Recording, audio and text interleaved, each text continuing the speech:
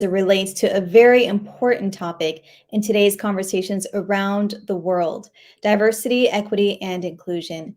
DEI issues have become more pronounced during the pandemic, and our panelists today will explore how we can leverage technology to assist DEI professionals to work in new ways as we look toward new horizons.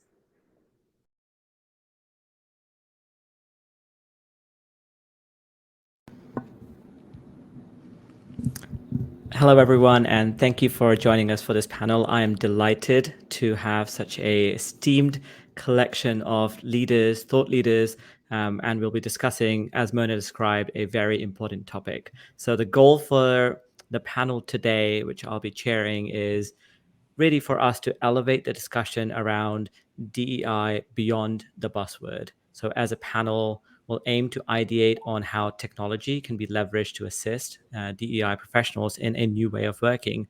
Before we do all of that, we'll get started with a quick round of introductions. For everyone watching this live, please feel free to suggest any questions and comments. I'll be watching that throughout. But to kick things off, my name is Abhijat Saraswat. I'm a senior director at Litera, and I'll be hosting the panel. And starting with my first panelist, we have Dr. Karina Wiles. Karina is a senior project manager at Foley and Lardner. She is a passionate and award-winning diversity and inclusion advocate, communications researcher, and instructor with proven project management professional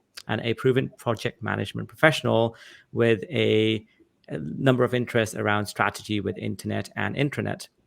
Karina also serves as the chair for the International Technology Legal Association, ILTA, ILTA's Diversity, Equity, and Inclusion Task Force, and is a co-host of, I believe, a newly released podcast called Equitable Conversations, which goes and actually focuses on taking DEI beyond a buzzword. I stole that very much from the podcast. Next up, we have Gillian Power, who is the Chief Information Officer for Lathrop GPM. She is responsible for aligning the strategic direction of the firm's technology, information governance, and management and information services. She is an active member of ILTA community as well, having served for 5 years as a community member, including 2 as a thought leader for the annual conference. She also co-chairs the ILTA DEI task force. And last but not least, in the order of the boxes displayed on my screen, is Kristen Matha, who serves as ICE Miller's Director of Diversity and Inclusion. She's responsible for operationalizing the firm's diversity and inclusion strategy using data-informed and a collaborative approach. In her role, Kristen is focused on developing equitable systems and processes that grow a more inclusive culture. And through this work, she ensures there's alignment with the firm's talent development strategy and business outcomes. So across these 3 fantastic panelists, we'll dig into a lot more. Hopefully you'll hear a lot less of me going forward. And I firstly, thank you so much for joining us all throughout the US. And I guess to get started, I wanted to ask the panels, we hear a lot about DEI. We hear a lot about it as working. We hear a lot about it as improving. Do you think there's been significant changes in the last few months? So if you look at the timescale of 6 to 8 months, has there been some significant improvement in how law firms and legal professionals are viewing DEI initiatives? And I'll start with Kristen. You're on my top right, if you don't mind. Okay. Thanks. One area that I think I have seen significant change in my role is the way in which clients are engaging our firm on the RFP process and throughout the duration of the relationship to take a deeper dive as it relates to the demographic makeup of client teams, how work is being distributed, many more client billing partner focused meetings around the work that the firm is doing and how we're working to advance the ball, and then having a meeting of the minds in terms of where the client is moving and what their values are and what they want to see in their outside counsel. So I have definitely seen a marked change as it relates to client engagement in the space over the last 6 to 8 months. Yeah, and I certainly hear the same sentiment as well. So a lot of this is, like, frankly, a lot of things that happen in a law firm are driven by the clients, and in most verticals too. Karina, how are you? And I suspect in your ILTA role, you have a wide purview of what's happening across the industry. Is that a trend that you're noticing as well? Are you seeing a lot of the clients demand more representation, better diversity across the panel firms, or are you hearing something different? Actually, in my current role, I don't have a lot of visibility into that type of progress. I'm a legal technologist, and so the information that I have is really based on the articles that I read and conversations that I have. So I don't see that. I guess in addition to being a legal technologist, I'm also a adjunct assistant professor, and I do have a particular interest in diversity, equity, and inclusion. So I can provide a little bit of my perspective, I guess. Please. I think from what I'm seeing that there's also a lot of diversity, equity, and inclusion fatigue setting in across the industry. I think that I've certainly seen articles about it recently, about how people are I shouldn't say sick, but getting tired of hearing people talk about diversity, equity, and inclusion without making any real progress, particularly, after the George Floyd incident. Firms held a lot of educational sessions about racism and creating environments of inclusion. Certainly, a lot of articles have been written, public statements were made, panel discussions like this one have been held. But I'm really curious on whether or not there has been a significant measurable change made within the industry. I think all of the things that I just mentioned are really important, but I think that there still is a need for institutional changes to be made to create an environment where everyone feels like they belong and that they're valued. So we could talk about that a little bit later on, but while I see that there has been some progress made, I don't know necessarily that we've made as much progress as we should be. I agree with that. And I think my intent with the panel today is not to assume that everything is going perfectly fine, right? And I think we should absolutely dig into what's not working, why it's not working, and actually what we can do different. And so I'm hoping as we move through the discussion, we cover some of that.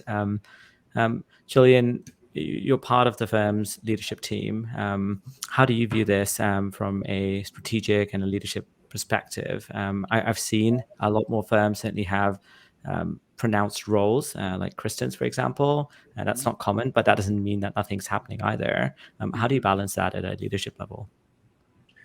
Well, coming back to the first question, with certainty, clients have shifted from asking for DEI in general to demanding it, right? So there's definitely they want evidence, and that's, there's other areas too, RFPs and outside counsel guidelines where they're demanding a lot more evidence. But this trend's been building even before this year, or the pandemic, or any of the events and tragedies from last year. At my firm, we're unveiling a new strategic plan, and diversity, equity, and inclusion is a central pillar of the firm's go forward strategy, and it's been supported and backed at the absolutely very highest levels of the firm. And that is, it's from my position, is wonderful to see. We're primarily located in the Midwest, but it's now been significantly operationalized, and also looking at peer firms. There's the opera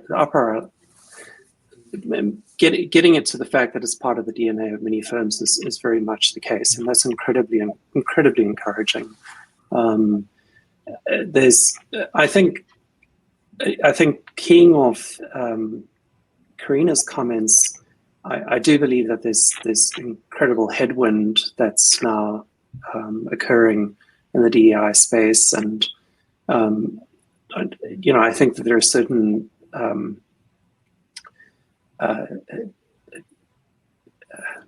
are certain actors that are choosing to weaponize against DEI, and not to speak about the US, because many people know this. I came across an article recently where in France, certain political factions have essentially exported a lot of the language and have now started railing against wokeism. Right, this is the latest thing, right? And it's a rapid phenomenon that's occurred within the space of about 6 months, where certain parties have chosen to weaponize that. And I think we can't have this discussion about DEI within firms and within legal organizations without acknowledging the larger outside context that we're operating in, because there's no boundary between what happens within the walls of the firm and what happens without. So I think that there's an incredible challenge for leadership to be very, very clear about what the firm's position is, and to signal the authenticity of that position. And I'm exceptionally proud of my firm for its position that it's taken on many things. And it takes a lot of courage for leadership to do that. It's table stakes in many regards. Yeah, and but both you and Karina touched on a core theme, which is DEI must become a core value of the firm, a central pillar, the DNA of the firm. Of course, all of these things are much easier to just say out loud, and as you said, it requires tremendous courage to put into practice, and even more so, making sure that it trickles through every aspect of the firm, right? Both top down and bottom up. And you mentioned that clients are demanding to see data, whether it's RFPs or otherwise. What kinds of things are any of your firms, what are you tracking? How do you make sure that there's an improvement happening? Is it anecdotal information? Is it looking at certain statistics? How do you see that anything that you're doing as a business, as a firm, is making an impact, at least internally, in the things you can control? And that goes to all of you. I mean, the old adage is, if you don't measure it, you don't treasure it, right? And I think firms have to become exceptionally clear about what their lead metrics are and what their lag metrics are. Measuring the number of partners is in some regards a lag metric, right? So that's almost an end of the human capital supply chain. Sorry to put it in such technical terms, but it is, right? I mean, you should see your partnership classes each year gain increasing diversity because you've laid the groundwork many years before, right? And you've done the work on retention, you've done all those pieces, right? And people like Kristen and all of her peers and firms know this, I think, incredibly well, and toil away at it tirelessly for many years before the results are seen on the lag metrics. I think on the lead metrics, it's looking at work allocation, it's looking at opportunities, it's looking at fairness of opportunities for people, it's the hiring process. We know all of these things, but they have to be very well orchestrated and operationalized. Kristen, your role is so data centric. I'm curious to hear. I'm curious to hear your perspective on this. Yeah, I think our firm is currently operating under a diversity, equity, and inclusion strategic plan that we established back in 2018, and that work included representation goals. And it looked at it both, as Gillian mentioned, in terms of obviously the demographic makeup of the partnership, but it was also breaking down the pipeline to partnership and evaluating how folks were moving from, the progression in that associate and counsel space. And having those representation goals gave us a way to contextualize how we were doing, where our gaps were, and then obviously being able to analyze that data in a disaggregated way to really dig in on how women of color are progressing, getting opportunities, retention in comparison to white men and white women, and so on and so forth. And that has led us down a path of continually using data and leveraging data to make the business case for transformational change, redesigning talent management systems. It's one thing to educate folks and try to convince them to change their habits and their decision making, but we're humans and we know that's incredibly difficult. And so this bias is baked into our systems as well. And data plays a key point in making the pitch of, we need to throw out the way we've been doing attorney evaluations for the last 10 years because it's creating these disparate outcomes. Let's get back to the drawing board. And data is a powerful tool in making that happen from a leadership standpoint. Yeah, and I think that's a great segue. We have a question that's coming from one of the viewers. How does DEI play a role in technology selection or initiative? So I heard a little bit about that, and we'll put a bookmark in going a bit deeper into managing bias and reducing bias. But it'll be good to hear how you're looking at technology to assist with DEI initiatives. So happy to hear perspectives on that. And Karina, maybe from you as a technologist. I haven't seen, real life examples of where this has taken place in my firm. I just haven't had any insight into that or been involved in that. But what I can tell you is that I've recently had a conversation with our director of diversity, equity, and inclusion. And, she's shared similar thoughts to what Kristen just expressed about, the importance of data and not just managing the pipeline of getting new associates from diverse backgrounds or underrepresented backgrounds into the firm, but also looking at the data to see the progression throughout, the progression from associate to partner, and where the statistics at every level are changing across the board. I just saw a recent article in the American Lawyer where they talked about how firms are paying premium prices for recruiters to place lateral candidates from underrepresented backgrounds in firms. And, this brings a lot of ethical, I think, considerations into view, but a lot of people are seeing this as a supply and demand issue. But I'm really looking at it from a technology perspective, and how can we take diverse or attorneys from underrepresented backgrounds and get them involved in projects? How can we, perhaps implement ERP solutions and things like that to really manage how projects are staffed, or to get those associates from underrepresented backgrounds involved in the high profile, really career developing projects that, are coming to their firm. So that they can become more engaged in their firm and feel like they belong or have a sense of belonging in the firm. So they stay around, so that they develop and become, partners in their firm and future leaders. Yeah, and I mean, retention is top of mind for, I think, every business, especially right now. Mm-hmm. And this is one part of that. It's also, I think, I've noticed this with friends and colleagues who are in the industry, as it can't just be a exercise of, well, just put someone of color in this role so it helps, the numbers look better for the firm. And that does happen. It happens everywhere. And of course, it's difficult to tackle systematically how to do that in a better way. But, to your point, how do you help people feel more included genuinely included in that process? I don't want to take people down an academic path, but it brings me back to like a foundational theory that I learned, which is called uncertainty reduction theory.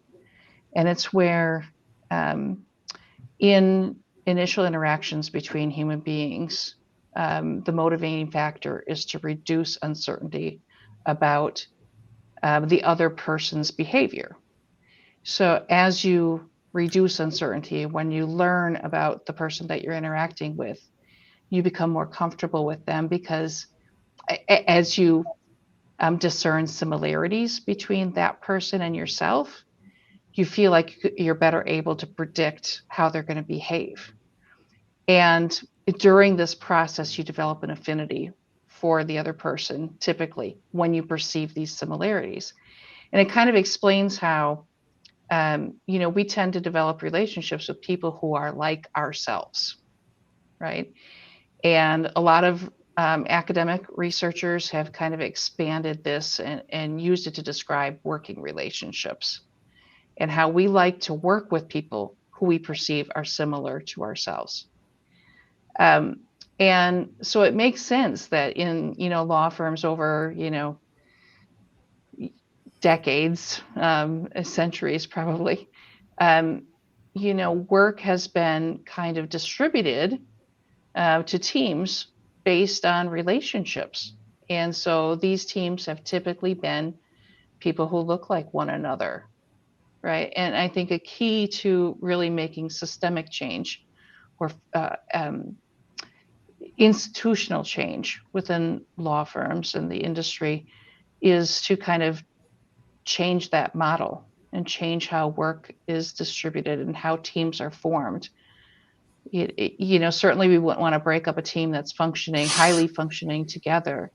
But I think it's really important to look at other tools that can help break these barriers down so that teams can be based on, who best fits the work and not necessarily who has relationships with each other. Absolutely. And I think at the moment, things like work allocation tools, capacity management tools, those are certainly being increasingly used within law firms. How is all of this impacted with people working in a remote way, in a distributed way, in a hybrid way in a lot of cases? And for those organizations that have decided to completely forgo the office, how does that manifest itself in practice? So yeah, curious, Gillian, what's the makeup of the firm? Are people in the office? Are they hybrid? How do you tackle a lot of your strategic initiatives to adapt in that kind of way of working? We've been a bit more conservative than other firms in terms of return to office. Our offices are open, but we're only asking people to be back in the early part of January. But it will be hybrid go forward, like many other firms.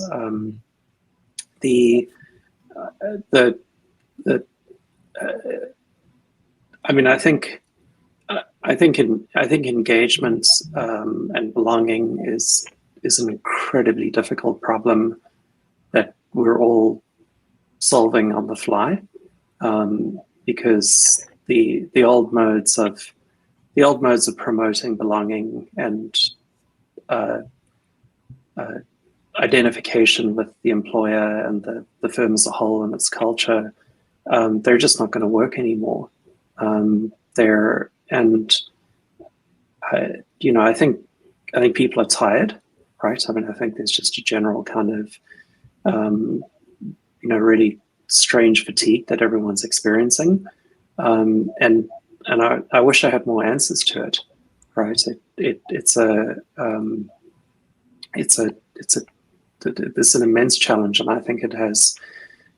Even though in the earlier stages of the pandemic, there were a lot of articles talking about the benefits of remote work for diverse people, and I think that those still hold true. I think they're certainly there, but I think we're facing some really unique challenges as legal organizations with how how to how to support culture, how to support engagement as we move forward. And I'm fascinated to hear what Karina and Kristen's thoughts are and experience as well. Kristen, we can go to you next if you like. Oh, thank you. So we actually returned to the office on Monday with moving into, though, a more hybrid, flexible work environment that we did not have, prior to the pandemic. And we were intentional in ensuring that policy was equitable for business professionals and attorneys. And oftentimes, I think business professionals and the DEI work in that space in legal organizations can be overlooked. And so I think that's, obviously a key piece as we continue to move forward.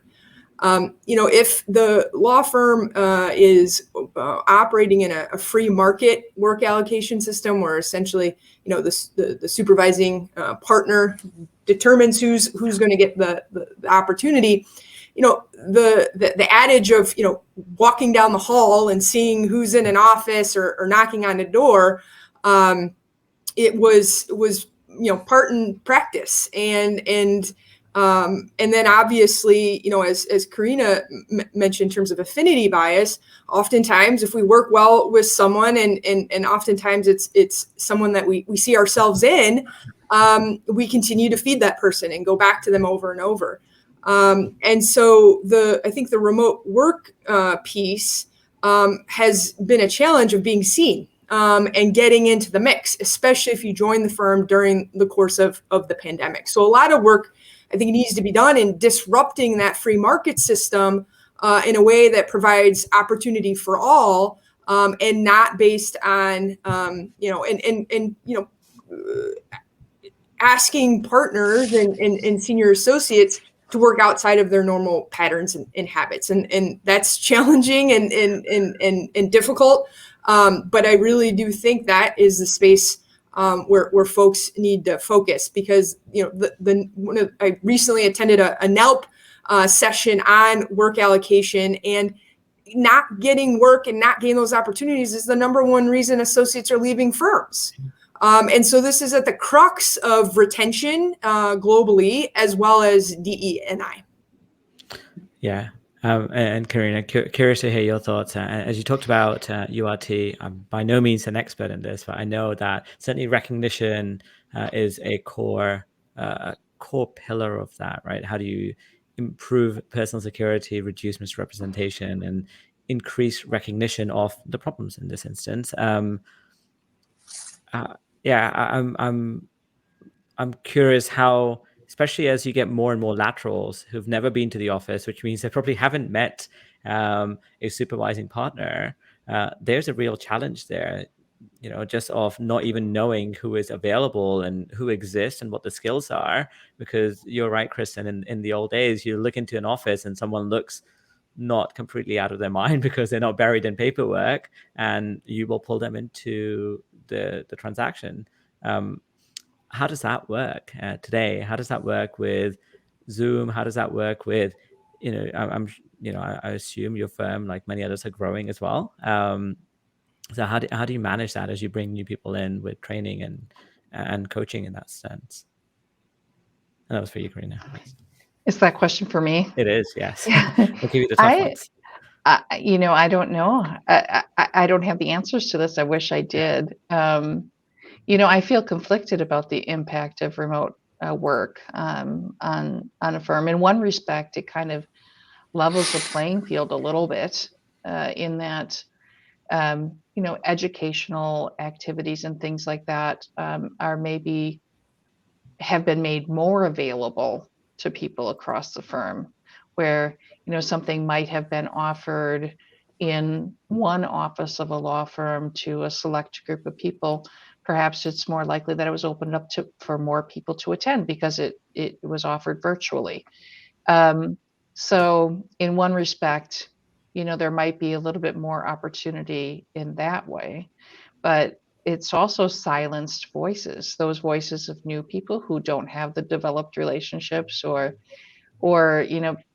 people perhaps, well, mostly just that they haven't developed relationships, so that they can't get somebody, you know, in how Kristen described it, you know, walking down the hallway and knocking on the door.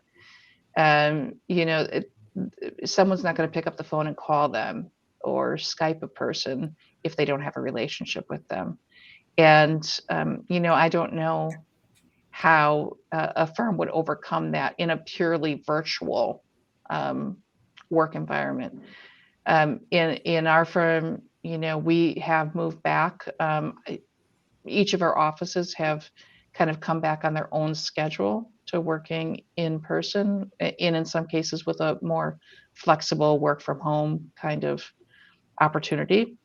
But there's been a lot of stress, a lot of statements made about wanting the attorneys in particular to be back in the office because they need to be able to develop relationships, and, you know, for the purpose of working more efficiently and effectively.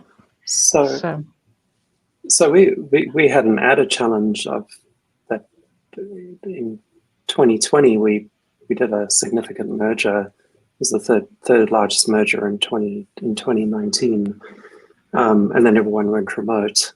You know, two months after the merger was effective, and the way that we've addressed that is we've had very intentional power hours, which have been using breakout rooms and Zoom and other technologies. And that has really, it's been to foster introductions between people in different practice groups. And it's been a very intentional set of remote networking opportunities. And they've had a significant diversity, equity, and inclusion focus to them as well. Certainly people are very eager to be able to go and have dinners together and do some of the more traditional face-to-face stuff. But I think that there's a model there for how technology can be used intentionally. I think the misnomer is to think that technology is the impediment, or remoteness is the impediment, because, you know, I've had people. Just because people are in the same building doesn't mean that they feel incorporated and included, right? It doesn't. And I think the biggest structural shift that I'm interested in is it's inevitable. I mean, if you're only asking people to come into the office 2 or 3 days a week, you only need 50% of your real estate, and real estate is the second or third largest expense on most firms' P&Ls. As the office space gets redeployed and the spend becomes optimized, I think it does actually free up a lot of opportunities for very intentional community building, network building and stuff like that. But you've got to kind of divest some of the real estate portfolio in order to spend the money on the flights and the dinners and all of those networking opportunities and stuff like that. And I think we're going to see a rise of that, because it's going to be the only way to mitigate the issues of inclusion and culture, and presence and visibility that will continue to fester within a remote or even hybrid environment. Yeah, and I challenge any firm that tells me that a lot of these issues are there just because, you know, people are not in the office anymore, because there are plenty of examples out there where, and there's a big difference between distributed and remote first, and there are organizations, smaller law firms as well as non-law firms that are completely remote, and you have to be intentional, to your point, Gillian, in being able to solve for some of those problems. You have to think about them proactively, and so much of that is around not having to just put out fires all the time, right? Not just reacting and being proactive and pausing to work on that. And of course, one of the things we didn't touch on today, probably a whole other panel on itself, is mental well-being and mental health that's attached to all of these things together. So I think that that's absolutely fair. And then you are focusing on just reducing a lot of these potential issues. I think that's my very simplistic view of this world, is you have to sort of focus on reducing some of the problems that you have today, but also start thinking about putting things in place that will pay dividends in a compounding way in 6, 7, 8 months time, a year's time, because I think certainly for law firms, that's a big problem. Everyone tries to solve the problem today, and most things are not that easy, unfortunately. I'm also conscious of time, so we have about 5 minutes. I wanted to, as we start to wrap up, ask each and every one of you to I guess share. I don't know how many people are listening live and will be listening to this as a recording, but for everyone that's thinking through this, and I've had a couple of comments here and there, but what is one thing that you would ask of this audience, so whether they're in-house or in a law firm, to action, and so it will actually make an impact? Because, Kristen, you mentioned at the beginning, I believe, that there's, maybe it was Karina, that there's a lot of fatigue around this. There's a lot of talk around this. I want this to be a meaningful panel, and where people can actually be inspired to take action and change something, even if it's small. So happy to go with any one of you, but if someone has an answer to mine, we can go to you first. I got one. It's the same suggestion I would have made pre-COVID. Reach out to people who aren't like you and make connections with them, and find commonality as opposed to difference. But it's easier now, right? I mean, you can call anyone on Teams or Zoom, anywhere in the world, right? Anywhere in the organization, and just make those connections and check in with people, ask how they're doing. Just basic humanity, right? It's achievable, and in many regards even easier with electronic means. Absolutely. And Kristen, I'll go to you next. Thank you. My recommendation would be to audit yourself. Go back over the last 6 months, looking at your calendar. Who have you assigned work to? Who have you brought into a pitch in a business development context? Who have you mentored? And then take a step back and evaluate that list. Is it majority of folks that look like you? Or are you, reaching out outside of perhaps your trusted circle and broadening those relationships? I think that audit and that self-reflection is a powerful way in which we can hold ourselves accountable to make more inclusive and representative decisions going forward in those spaces where we have power and we can make these decisions. And kind of building off of Gillian's piece, building those relationships, so then you can put those folks in position to participate in pitches, take on work assignments, and the like. Yeah, and there is a lot of data out there that cross collaboration, especially within a law firm, has significant benefits, not just to individuals, but to the profits of the firm as well. And if anyone's ever looking for research on that, Heidi Gardner, I know, does a lot of work around that. Yeah, over 2 decades of research shows diverse teams outperform homogenous teams. Yeah, significantly, right? Yeah. And Karina. I'm going to say basically the same thing that both Gillian and Kristen said, but maybe from a more specific technology perspective. I'm going to say, take a look at your work allocation processes and tools and see if there is a way that you can improve those processes so that you're getting interesting work, meaningful work to people across your firm, attorney and business professionals alike. Make sure that those folks from underrepresented backgrounds are getting interesting work to do so that they can be more engaged in your firm. That, I think, is the number one thing you can do to increase retention of those individuals. And those individuals could very well, have the makeup to be, the future leaders of your firm. You want to keep them there. They're not going to stay if they don't get the work that is meaningful to them. Yeah, absolutely. And what I loved from the three responses is A, they are relatively simple to get started with. B, they stretch all the way from low tech in just reaching out to someone that's not like you, through to mid tech in auditing your calendar, perhaps. And then, of course, you can build on that with technology tools and data layers to start improving that. So I thank you all for your time today, for a wonderful discussion.